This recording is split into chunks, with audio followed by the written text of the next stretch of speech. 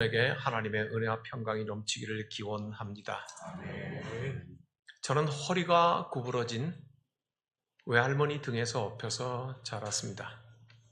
10남매를 생산하고 기르고 일제시대를 거치면서 그야말로 죽도록 고생했던 흔해 빠진 힘없는 조선의 한 여인, 등이 굽도록 일을 할 수밖에 없었던 조선의 한 여인의 등에서 저는 자라났습니다. 우리 외할아버지는 기골이 장대한 분이셨습니다.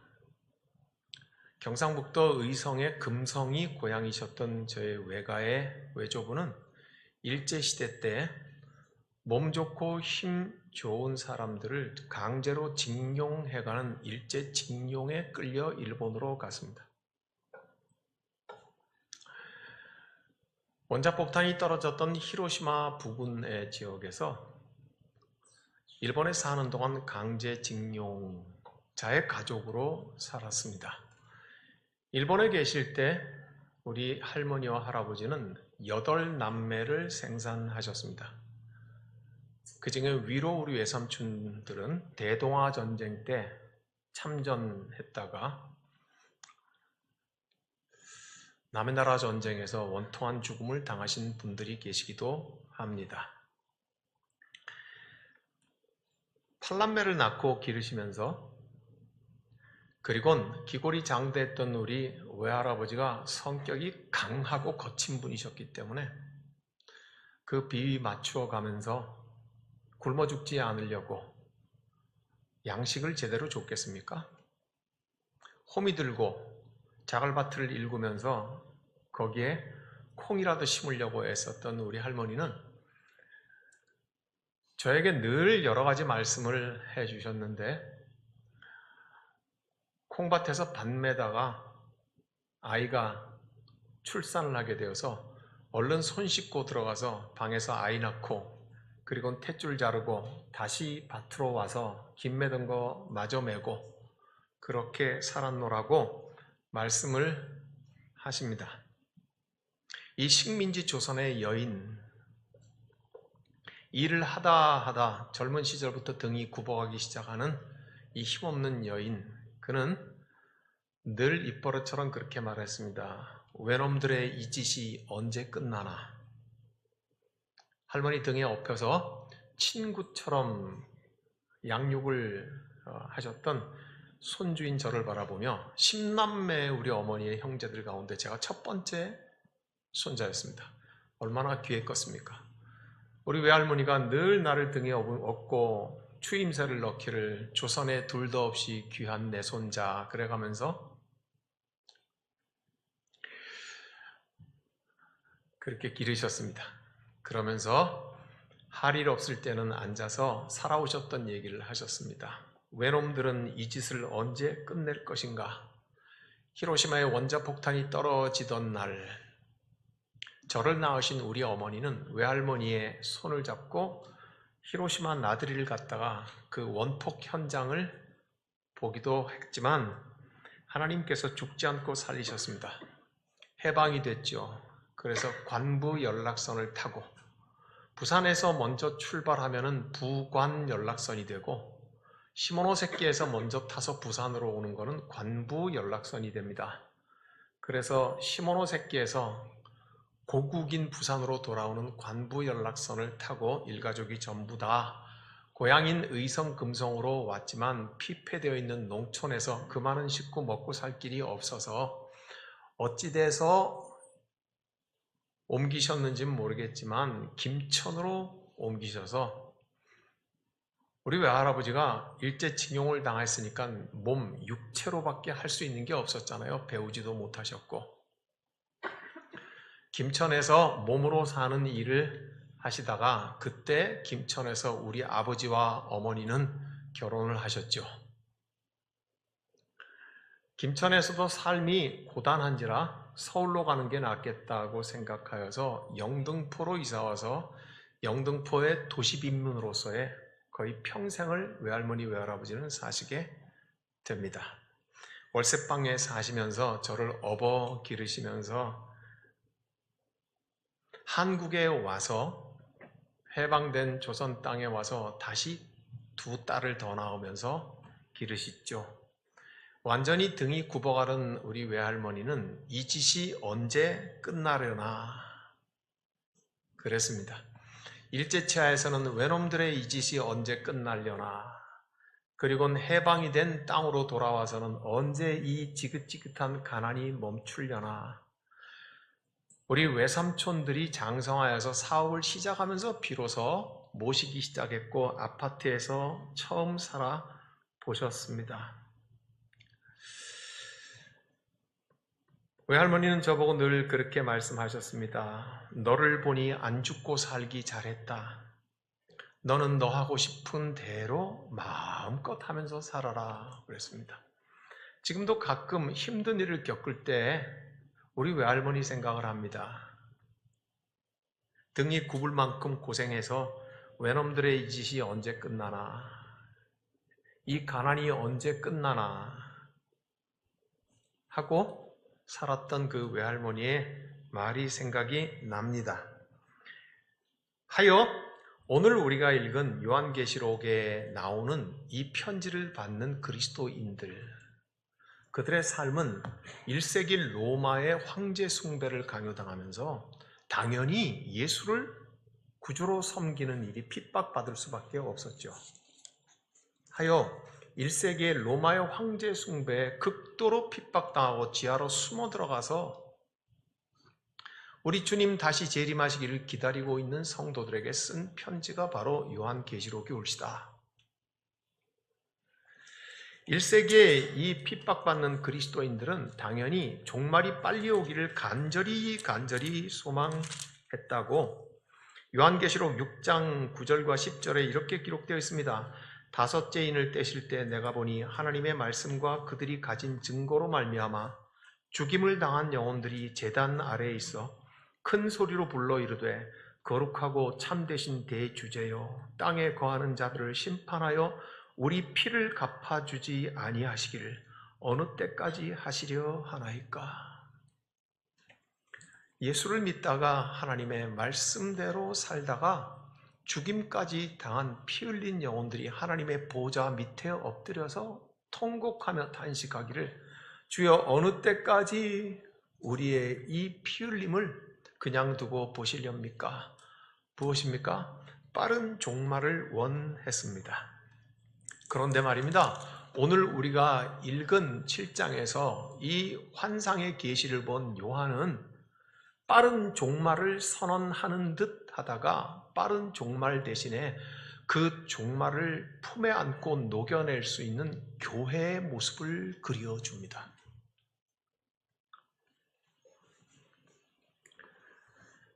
요한은 이 환상을 통해서 교회는 어떻게 만들어지는가 하는 것을 설명하고 있습니다. 교회가 어떻게 만들어지는가 성경은 곳곳에서 설명하고 있지만 특별히 에스겔 8장과 9장을 보면은 교회가 어떻게 만들어지는가 하는 것을 우리는 알 수가 있습니다. 에스겔은 성령에 감동되어서 하나님께서 그의 머리카락을 낚고 채워서 하늘과 땅의 높은 곳으로 들어 올리신다고 에스겔 8장에 기록하고 있습니다.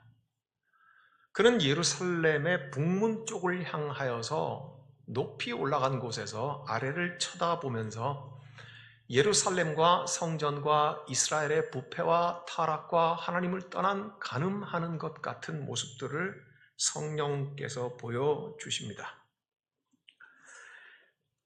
하나님의 성전이 곤충을 모습을 따갖고 만든 우상으로 가득 차 있고 성경에서는 가증한 짐승이라고 하는 짐승의 모양의 우상으로 가득 채워져 있고 그리고 그 벽면에 그려진 벽화에는 끔찍한 족속들과 기이한 우상들의 벽화들이 잔뜩 그려져 있는 모습을 에스겔은 보게 됩니다. 그러면서 성령께서 다시 보여주시기를 이렇게 이끌고 인도한 이스라엘 족속은 원로 70명이 이 일을 주도했다고 그렇게 11절에 말씀하십니다.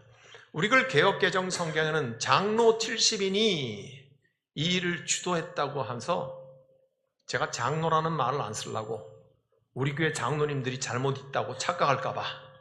예? 새한글 성경에는 보면은요, 원로 70명이, 이스라엘 족속의 원로 70명이 이 일을 주도했다고 되어 있습니다.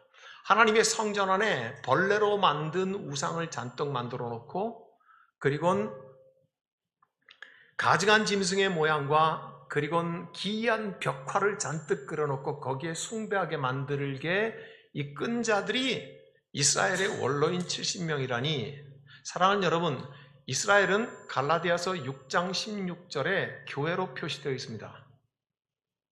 갈라디아서는 사도 바울이 갈라디아 교회에게 쓴 편지인데요, 갈라디아 교회에게 마지막 인사를 하면서 이렇게 말합니다. 너희에게 평강이 있을지어다. 어디게?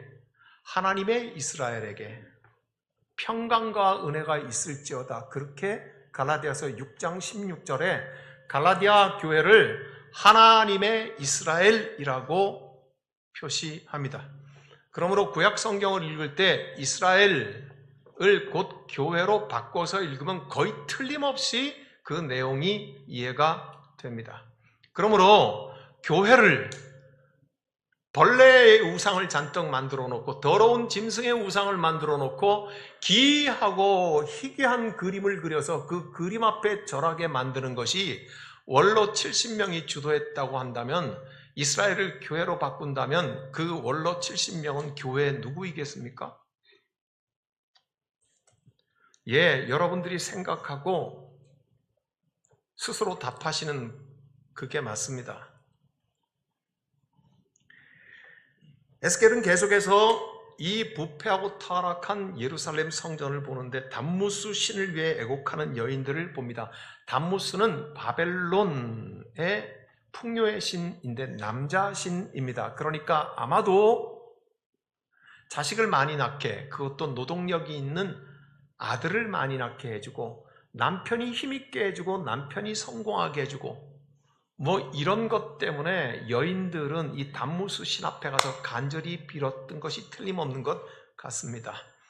아들도 많이 낳지 못하고 남편도 별로 성공하지 못하는 일 때문에 더욱이 애가 타서 담무스 신 앞에 가서 담무스 신이여 내게 아들을 주시고 낳은 아들이라면 잘되게 해주시고 내 남편 잘되게 해주시고, 이런 애곡을 했다고 기록을 하고 있습니다.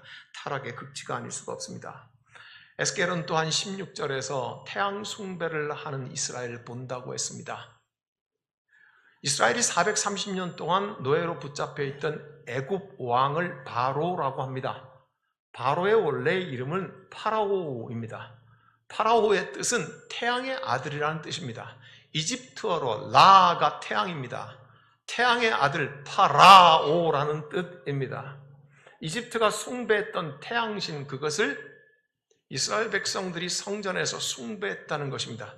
태양이라고 하는 것은 이자나 저자나 공통된 이미지를 갖습니다. 힘과 권력, 재물과 쾌락, 이 땅의 가장 좋은 모든 것들을 뭉뚱그려 상징하는 것일 것입니다. 성공에 목말랐던 가나안 땅의 적과 꿀로 만족 못하는 이스라엘 백성들은 이와 같이 간절히 태양을 숭배했다고 말하고, 마침내 17절에선 땅을 폭행으로 가득 채웠다고 하나님께서는 그렇게 에스겔에게 말씀하십니다. 이제 하나님께서는 이렇게 타락한 이스라엘을 바벨론을 동원해서 멸망시키기로 작정합니다. 그게 바로 에스겔 9장입니다. 에스겔 9장이 시작되자마자 도살자가 6명이 등장합니다. 죽이려는 임무를 띈 사람들 6명이 등장합니다. 그 6명의 도살자 가운데 한 사람이 흰 베옷을 입고 서기관들이 성경을 적을 때 쓰는 먹물통을 옆에 쥐고 있는 것을 봅니다. 이제 6명의 도살자들이 모든 타락한 예루살렘을 죽이기로 작정할 그때에 하나님은 에스겔을 통하여서 잠시 중지시키면서 그 먹물통을 찾던 사람 한 사람에게 바벨론의 멸망에서 구원받을 나의 백성들의 이마에 인을 찍고 그림을 그릴 때까지 죽이기를 멈추라고 하십니다. 그러면 어떤 사람들이 그 이마에 그림을 그려서 바벨론의 공격에서 살아날 수 있겠습니까?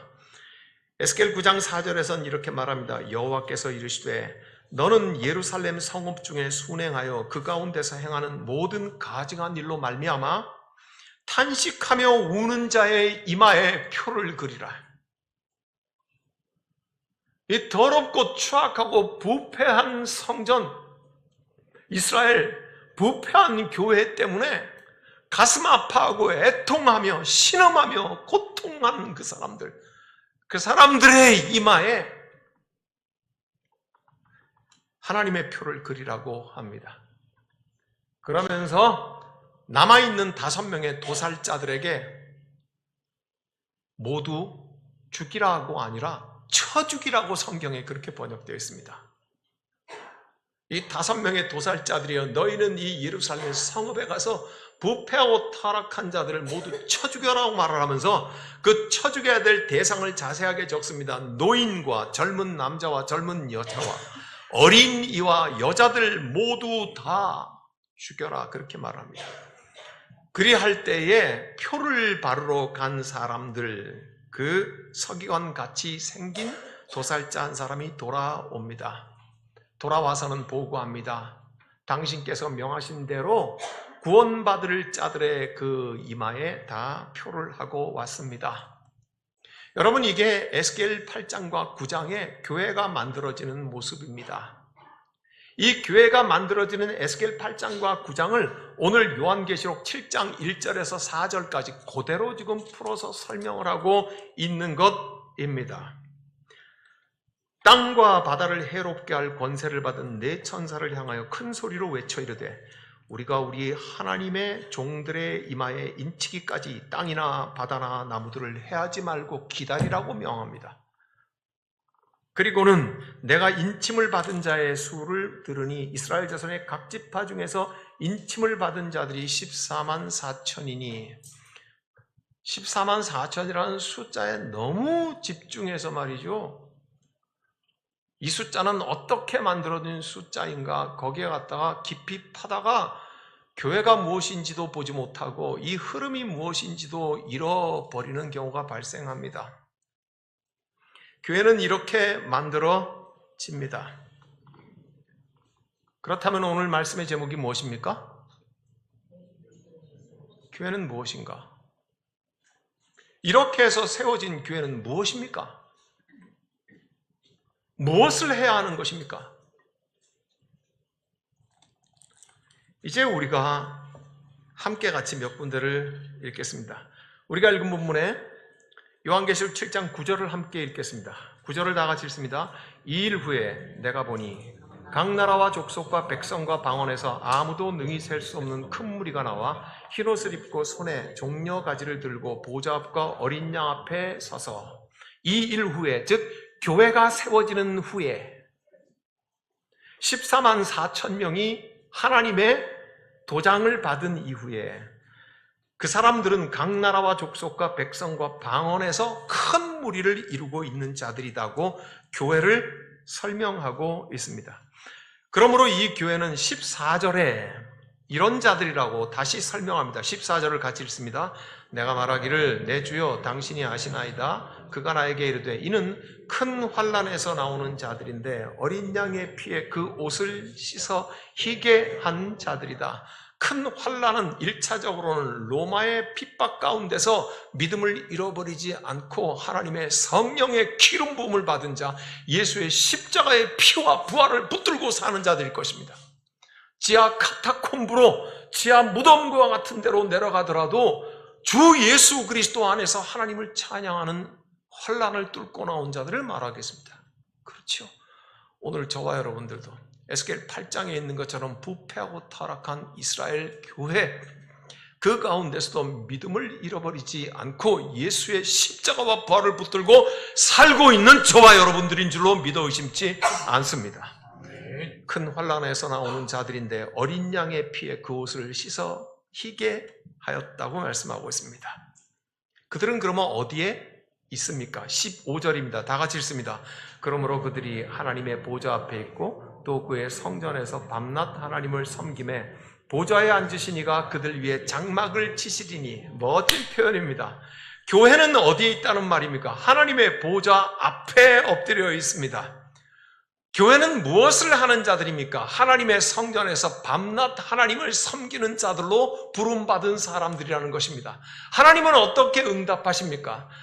하나님의 보좌 앞에 엎드려 밤낮 하나님을 섬기는 교회 위에 하나님께서는 장막을 덮으십니다. 마치 불기둥과 구름기둥으로 내가 너희와 함께하고 있다. 사람과 함께하시는 하나님, 임마누엘의 하나님이신 것을 화답함으로 보여주고 있는 것입니다. 그래도 아직까지 우리는 궁금합니다. 하나님의 보좌 앞에 엎드려 있는 교회, 그리고 낮이나 밤이나 하나님을 섬기는 교회, 그러면 어떻게 섬기는 것인가? 그들은 하나님의 보좌 앞에서 무엇을 하는 자들인가 하는 것이 아직 남아 있습니다. 이제 10절 말씀입니다. 10절을 다 같이 읽겠습니다. 큰 소리로 외쳐 이르되 구원하심이 보좌에 앉으신 우리 하나님과 어린 양에게 있도다. 지금까지 같이 읽은 절 중에서 제일 조그맣게 읽으시네. 다시 읽습니다. 시작. 큰 소리로 외쳐 이르되 구원하심이 보좌에 앉으신 우리 하나님과 어린 양에게 있도다. 교회는 이걸 큰 소리로 말하는 공동체라는 겁니다.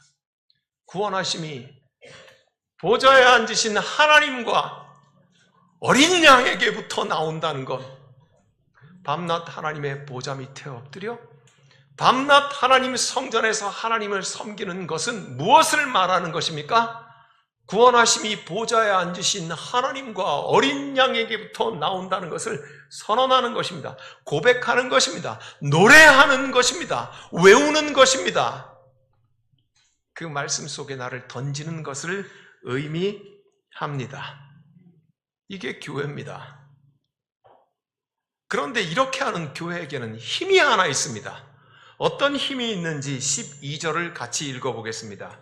이르되 아멘. 찬송과 영광과 지혜와 감사와 존귀와 권능과 힘이 우리 하나님께 세세토록 있을지어다. 아멘 합니다. 누가 이렇게 말하는지 보십시오. 11절부터 다시 한번 12절까지 읽어가겠습니다. 모든 천사가 보좌와 장로들과 네 생물의 주위에 서 있다가 보좌 앞에 엎드려 얼굴을 대고 하나님께 경배하며 이르되 아멘. 찬송과 영광과 지혜와 감사와 존귀와 권능과 힘이 우리 하나님께 세세토록 있을지어다. 아멘. 아멘으로 시작해서 아멘으로 끝나는 이 노래는 지금 누가 부른다고 성경이 기록하고 있습니까? 천사들이 기록한다고요. 천사들이 부르고 있다고요. 사랑하는 여러분, 교회가 하나님의 보좌 앞에서 부르는 노래 말입니다. 구원하심이 우리 하나님과 어린 양에게 있도다 하는 교회의 노래에는 힘이 있는데 그것은 모든 천사들로 하여금 화답하여 노래하게 하는 힘이 우리에게 있습니다. 구원하심이 보좌에 앉으신 우리 하나님과 어린 양께 있도다. 오늘 설교의 제목은 무엇입니까? 교회는 무엇인가? 우리는 왜 교회를 이루고 있는가? 우리는 어떤 교회가 되고 싶은가? 우리는 무엇을 하기 위해서 이 자리에 있는 사람들인가? 구원하심이 보좌에 앉으신 하나님과 어린 양에게 있도다. 이 노래를 부르기 위해서 우리는 교회를 이루고 여기 있는 사람들 아닙니까? 그렇다면 우리도 이 노래를 한번 같이 불러봅시다. 각 나라와 족속과 백성과 방언에서 아무도 능히 셀 수 없는 큰 무리들, 큰 환난에서 나와 어린 양의 피에 그 옷을 씻어 희게 한 자들, 구원하심이 보좌에 앉으신 우리 하나님과 어린 양에게 있도다 노래 부르는 자들. 좀 크게 하죠?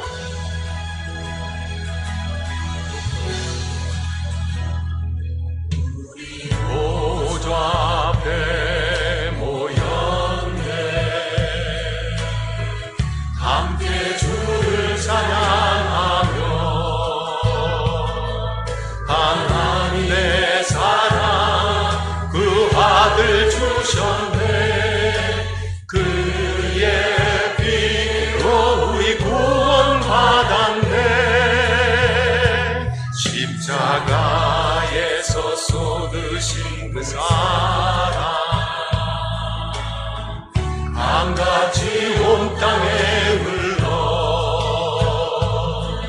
각 나라와 족속 백성 방언에서 구원받고 주 경배 드리네.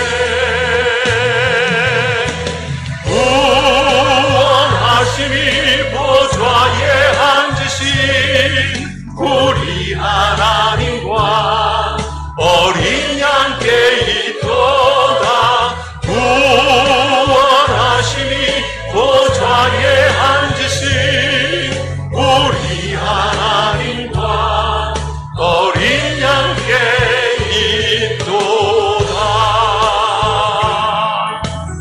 보좌 앞에 모였네. 그들이 하나님의 보좌 앞에 있고 또 그의 성전에서 밤낮 하나님을 섬김에 보좌에 앉으시니가 그를 위해 장막을 치시리니 주셨네. 그의 피로 우리 구원받았네. 십자가에서 소리신 이는 큰 환난에서 나오는 자들인데 어린 양의 피에 그 옷을 씻어 희게 하였느니라. 각 나라와 족속 백성 방언에서 구원받고 주 경배 드리네. 구원하심이 보좌에 앉으신 우리 하나님과 어린 양께 있도다. 구원하심이 보좌에 앉으신 우리 하나님과 어린 양께 있도. 구원하심이 보좌에 앉으신 우리 하나님과 모든 천사가 이르되 아멘. 찬송과 영광과 지혜와 감사와 존귀와 권능과 힘이 우리 하나님께 세세토록 있을지어다. 아멘. 보좌에 앉으신 우리 하나님과 어린 양께 있도. 구원하심이 보좌에 앉으신 구원하심이 보좌에 앉으신 우리 하나님과 어린 양께 있도다. 구원하심이 보좌에 앉으신 우리 하나님과 어린 양께 있도다. 아멘.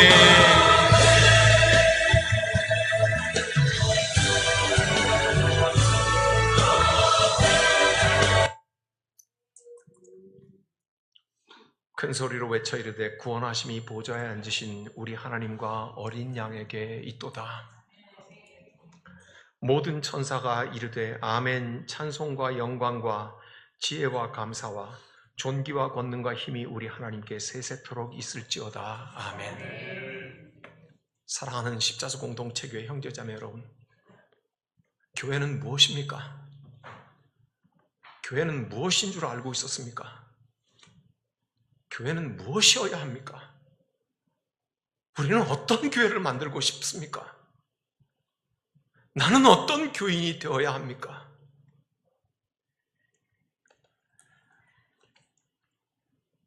이 노래를 부를 때 17절입니다. 보좌 가운데 계신 어린 양이 그들의 목자가 되사 생명수샘으로 인도하시고 하나님께서 그들의 눈에서 모든 눈물을 씻어주실 것입니다. 사랑하는 여러분, 17절에 절묘한 표현이 나옵니다. 보좌 가운데 계신 어린 양. 하나님이 앉아 계시던 자리 아닙니까? 앞에 몇 번이나 나옵니다. 보좌가 한가운데 좌정하신 하나님이 나오고요, 그 옆에 어린 양이 나옵니다. 그런데 이 17절에서는요, 어린 양이 보좌에 앉아 계신 하나님의 자리에 있다고 나옵니다. 어린 양이 보좌 가운데 계심, 새한글 성경에서는 임금자리 한가운데 계신 어린 양이라고 기록되어 있습니다.